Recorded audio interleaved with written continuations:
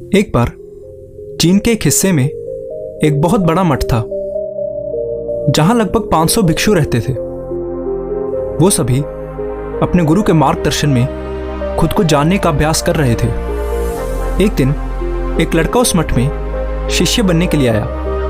उसने मास्टर से कहा, मास्टर, मैं खुद को जानना चाहता हूं। मैं सच की तलाश कर रहा हूं। मैं पता लगाना चाहता हूं कि सच क्या है। मास्टर ने उसकी ओर देखा और कहा कि अगर तुम सच जानना चाहते हो तो तुम्हें अपना पूरा जीवन दांव पर लगाना होगा। सच को जानने में तुम्हारा पूरा जीवन लग सकता है, और फिर भी इस बात की कोई गारंटी नहीं है कि इस जीवन काल में तुम्हें सच का पता लगेगा या नहीं। क्या तुम इसके लिए तैयार हो? शिष्य ने कहा, मास्टर, मैं यहां पीछे मुड़ने के लिए नहीं आया हूं, मैं इसके लिए तैयार हूं। गुरु ने कहा, अगर ऐसा है तो एक काम करो, इस मठ में 500 भिक्षु हैं, तुम उनके लिए चावल कूटने का काम करो। बस सुबह से शाम तक चावल को कूटते रहो। जब तुम थक जाओ तो सोने चले जाओ और फिर अगली सुबह उठकर चावल कूटना शुरू कर दो। इसके अलावा कुछ और मत करना, किसी और चीज के बारे में मत सोचना। बस इस रास्ते पर चलते रहना और दोबारा मेरे पास मत आना। जरूरत पड़ने पर मैं खुद तुम्हारे पास आऊंगा। उस लड़के ने गुरु के आदेश का पालन करते हुए चावल कूटना शुरू कर दिया। उस मठ में 500 शिष्य थे। उन सभी को समय समय पर भोजन की आवश्यकता पड़ती थी, इसलिए वो सुबह बहुत जल्दी उठ जाता था और देर रात तक चावल कूटता रहता था। जब वो थक जाता तो उसी कमरे में सो जाता जहां वो चावल कूटता था। वो किसी से बात नहीं करता था और ना ही कोई उसके पास बात करने आता था। कुछ महीनों तक चावल कूटते हुए उसके मन में पुराने विचार आते रहे, लेकिन जब उन विचारों को कोई नया विषय नहीं मिला तो वो अपने आप ही मिट गए। धीरे धीरे उसके मन में विचार कम होने लगे। कुछ सालों के बाद तो वो अपना नाम तक भूल गया। वो हमेशा चुप रहता और विचारहीन अवस्था में बस चावल कूटता रहता। उसने ना तो कभी ध्यान किया था और ना ही कभी कोई शास्त्र पढ़ा था। मठ के बाकी शिष्य उसे मूर्ख समझते थे। ऐसा करते हुए 12 साल बीत गए। 12 साल बाद एक दिन मास्टर ने घोषणा की कि अब मेरा आखिरी समय आ रहा है और मुझे अपना उत्तराधिकारी चुनना है, जो मेरे बाद इस मठ का मुखिया होगा। इसलिए मेरा कोई भी शिष्य जिसे लगता है कि उसे आत्म साक्षात्कार हो गया है और उसने खुद को जान लिया है, वो रात को मेरे दरवाजे के पास आकर इस दीवार पर कुछ पंक्तियां लिखे जिसमें उसकी जिंदगी का सारा अनुभव समाया हो। कई शिष्यों ने ऐसा करने के बारे में सोचा। मठ के प्रमुख शिष्यों में से एक ने वहां जाकर कुछ पंक्तियां लिखी। उसे बौद्ध धर्म ग्रंथों का बहुत ज्ञान था। सभी शिष्यों को लगता था कि वो इस मठ का उत्तराधिकारी बन सकता है। उसने लिखा था कि मन एक दर्पण की तरह है जिस पर विचारों और इच्छाओं की धूल जमा हो जाती है।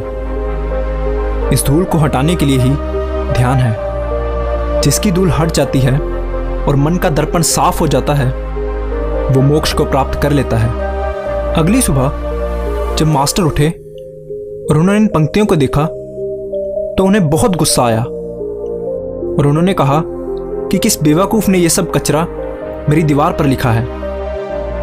वो शिष्य जिसने ये लिखा था वो चुप रहा। हालांकि उसने जो पंक्तियां लिखी थी वो ज्ञान से भरी थी, लेकिन ये सब किताबी ज्ञान था। वो शिष्य बहुत चालाक था। उसने पंक्तियां लिखी लेकिन नीचे अपने हस्ताक्षर नहीं किए, क्योंकि वो स्वयं इसके बारे में निश्चित नहीं था कि ये सही है या नहीं। क्योंकि उसे आत्म साक्षात्कार नहीं हुआ था, गुरु ने इन पंक्तियों को पूरी तरह से खारिज कर दिया। ये देखकर सभी हैरान रह गए। ये घटना पूरे मठ में चर्चा का विषय बन गई। इस विषय पर बात करते हुए 2 शिष्य उस शिष्य के पास से गुजरे जो 12 साल पहले यहाँ आया था और दिन रात बस चावल कूटता रहता था। दोनों की चर्चा सुनकर वो धीरे से हंस पड़ा। दोनों शिष्यों ने उससे पूछा कि तुम क्यों हंस रहे हो? उन दोनों की नज़र में ये चावल कूटने वाला बहुत ही तुच्छ भिक्षु था। किसी ने भी उसे ना तो कभी ध्यान करते देखा था और ना ही कभी कोई शास्त्र पढ़ते। हर कोई उसे मूर्ख समझता था जो बस चावल कूटना ही जानता था। उस मठ में बहुत बड़े बड़े विद्वान थे लेकिन उस चावल कूटने वाले को किसी से कोई मतलब नहीं था, इसलिए वो दोनों शिष्य उसे मुस्कुराता हुआ देखकर चकित रह गए। उन्होंने फिर उससे पूछा कि तुम क्यों हंसे? उसने जवाब दिया, मैं इसलिए हंसा क्योंकि मास्टर सही बोल रहे हैं, ये सभी पंक्तियां कचरा हैं, इन पंक्तियों का कोई मूल्य नहीं है। वो दोनों शिष्य चौंक गए। उन्होंने उससे पूछा कि क्या तुम कुछ ऐसी पंक्तियां लिख सकते हो जो इससे बेहतर हो? चावल पीसने वाले ने जवाब दिया, नहीं, क्योंकि मैं अनपढ़ हूं, लेकिन हाँ, मैं कुछ पंक्तियां कह सकता हूं, और अगर तुम उन पंक्तियों को लिख सकते हो तो मैं तुम्हारे साथ जाने के लिए तैयार हूं। उन दोनों शिष्यों ने कहा, ठीक है। वो मास्टर के कमरे के पास गए और चावल कूटने वाले ने कुछ पंक्तियां बोली और दूसरे शिष्य ने उसे दीवार पर लिख दिया और उन पंक्तियों के नीचे लिख दिया, चावल कूटने वाला। उन्हें लगा कि मास्टर इस पर भी गुस्सा करेंगे। जो पंक्तियां उसने लिखने के लिए कहा था वो बहुत अद्भुत थी, और वो पंक्तियां थी, मन तो बस एक भ्रम है, ना तो मन है और ना ही मन का कोई दर्पण है, और जब मन ही नहीं है तो धूल कहाँ ठहरेगी। जो ये जानता है वो सच को जान गया है। जब गुरु ने इन पंक्तियों को देखा तो वो आधी रात को उठे और उस चावल कूटने वाले के पास गए। वो सो रहा था। मास्टर ने उसे जगाया और कहा कि ये लो, मेरी छड़ी और मेरे वस्त्र ले लो, आज से तुम मेरे उत्तराधिकारी हो, लेकिन अभी इस मठ को छोड़कर दूर चले जाओ, क्योंकि इस मठ में बहुत सारे विद्वान हैं जो खुद को तुमसे श्रेष्ठ मानते हैं। वो तुम्हें मार देंगे, क्योंकि वो इस बात को बर्दाश्त नहीं कर सकते कि एक साधारण सा चावल कूटने वाला उनसे ज्यादा विद्वान निकला।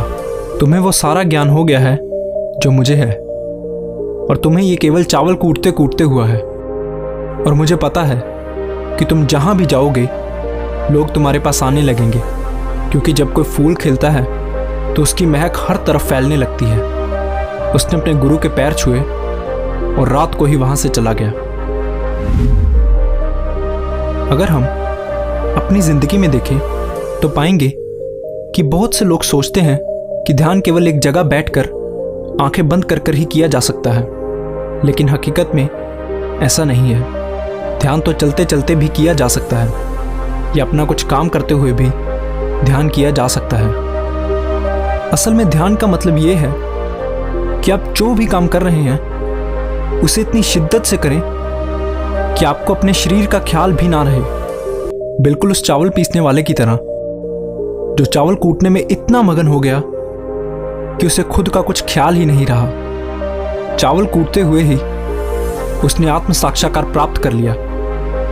इसी तरह ज़ेन का अर्थ है हर समय वर्तमान में रहना और कुछ नहीं सोचना, क्योंकि मन तब तक ही है जब तक विचार है।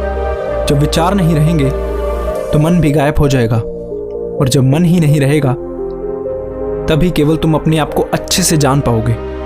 असल में हमें अपने वास्तविक स्वरूप को जानने के लिए कोई अन्य साधना करने की आवश्यकता नहीं है।